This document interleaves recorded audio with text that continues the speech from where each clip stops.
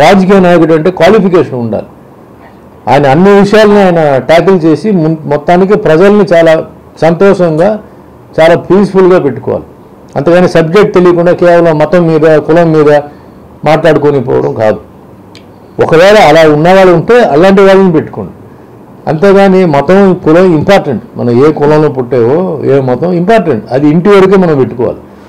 మరి బయట తీసుకొచ్చేసి దానికి క్వాలిఫైడ్ లేని వాళ్ళని తీసుకొచ్చేసి మనం పెట్టి ఇంకా మనం ఇబ్బందులు మనం పడకూడదు. సో అందుకే ఈ పార్టీ ఆ పార్టీ నేనేం చెప్పట్లా. మీకు ఎవరైతే మనుషులు ఈ లీడర్ అయితే మాకు మంచిది, ఈ లీడర్ వల్ల మాకు చాలా మేలు జరిగింది, చాలా బాగా చూసుకున్నాడు. అపోజిషన్ పార్టీ కూడా ఉండొచ్చు. కరువులో ఉన్నప్పుడు ఇలాంటి ఇబ్బంది, ముఖ్యంగా మన కరోనా జరిగినప్పుడు ఎవరెవరు చేశారో అది మర్చిపోవద్దు. అందరూ హ్యాపీగా ఉండాలి. మంచి పార్టీ సెలెక్ట్ చేసుకోండి, మంచి లీడర్. ముఖ్యంగా అదే చెప్తాను కదా, సర్పంచ్ నుంచి కార్పొరేటర్ నుంచి మీరు చాలా జాగ్రత్తగా ఉండాలి. కష్టపడి మీకు పనిచేసిన వాళ్ళు మర్చిపోవద్దు. ఇంకా ముందు కూడా యూత్ ఉన్నారు. సో రేపు నెక్స్ట్ ఎవరిని మనం సెలెక్ట్ చేయాలి, ఎవరు బాగా తిరుగుతారు, ఎవరు కష్టపడతారు. ఇది చాలా రిస్కీ ప్రొఫెషన్ ఇది.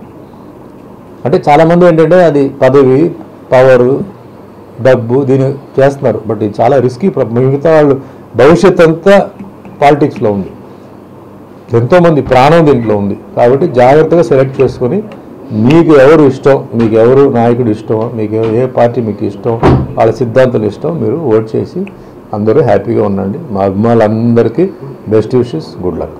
ఇంకా తెలంగాణకి ఇంకా ఆంధ్రాకి మాకేంటంటే ఏమి ఎటువంటి కనెక్షన్ లేదు. సో ఇక్కడ ప్రాబ్లమ్స్, ఇక్కడ ఈక్వేషన్స్ అవన్నీ ఏంటంటే ఇక్కడ వాళ్ళకి తెలుసు.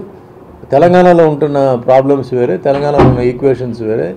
అది సమస్య. ఎందుకంటే ఇక్కడ ఇప్పుడు